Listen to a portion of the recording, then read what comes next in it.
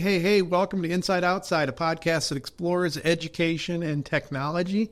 My name is Jeff Bailey. I'm the education insider and I guess the outsider, having served both in an administrative role and also a longtime teacher.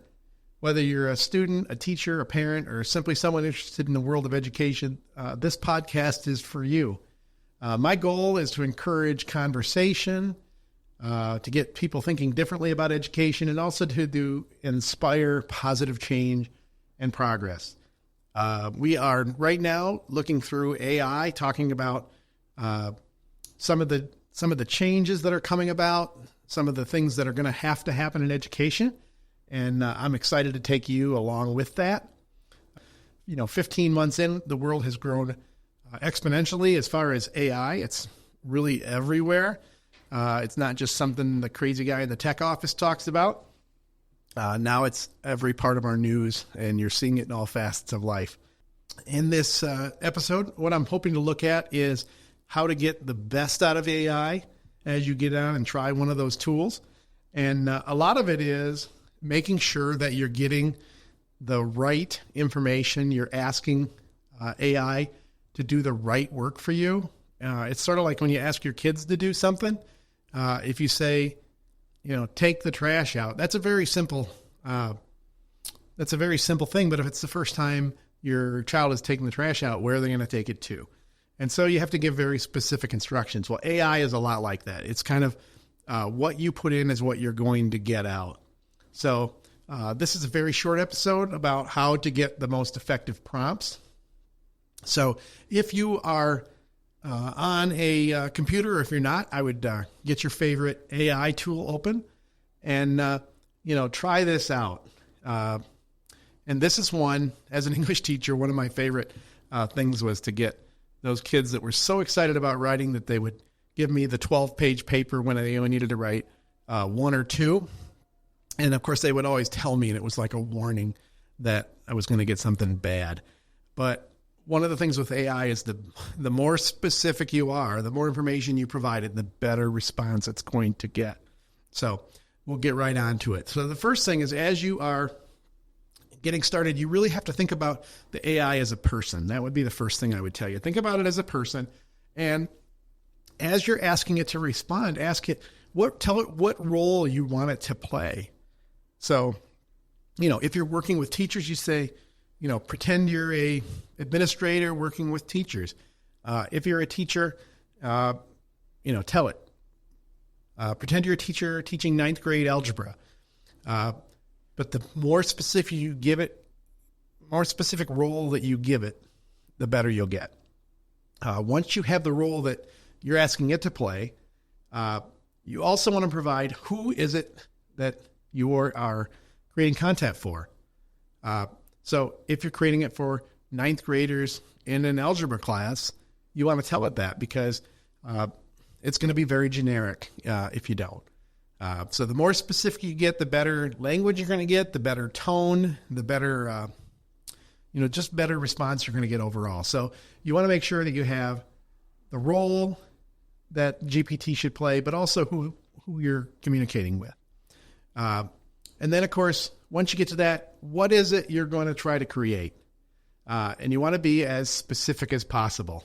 Now, when I taught this to teachers recently, I told ChatGPT to pretend that it was a bear trainer. And it was going to be talking to donors at the bear display at our local zoo. So that'll tell you, that's very specific. And I wanted it to...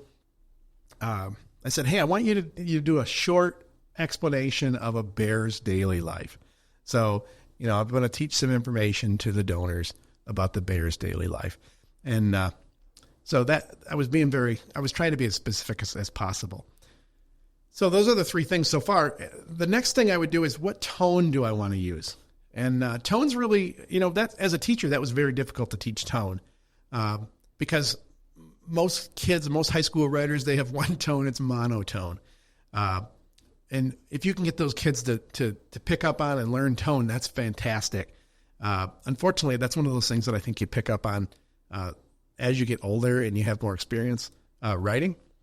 But you're going to tell ChatGPT what is the tone of the content you're going to be? And so I told mine, hey, I want it to be comfortable and I want it to have dad jokes, because remember, it's going to be a speech you're going to give to a crowd of people.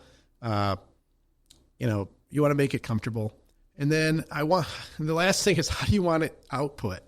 Do you want it as a text? Do you want it as a speech? Do you want it as PowerPoint slides? It won't make PowerPoint slides at this point, but I would not say that's very far off. Are you creating an image? So you really have to tell it the way you want that information output. So those are really the 5 things. What's the role that GPT is playing? What is the context? What is the content? Who is the audience that the content's going to be created for? What do you want them to be? What do you want to create for them? What's the tone going to be, and how is it going to be output? And so, in my response that I got about the bear presentation, it was fantastic. The dad jokes were terrible, like all dad jokes, and then I could work on tweaking that. So really, the more specific you are, the better. And that is really the lesson, whether you're looking at images or whatever items that you're going to be asking it for. I actually had a ton of fun with the image creation tools that were both in Copilot and in ChatGPT. I asked it to create a illustration of a 12-year-old girl wearing a red beret with blonde hair, and she was wearing friendship bracelets. And I said, okay, and I want her to be in a dark hallway. It's rainy, and there's light coming in from a window.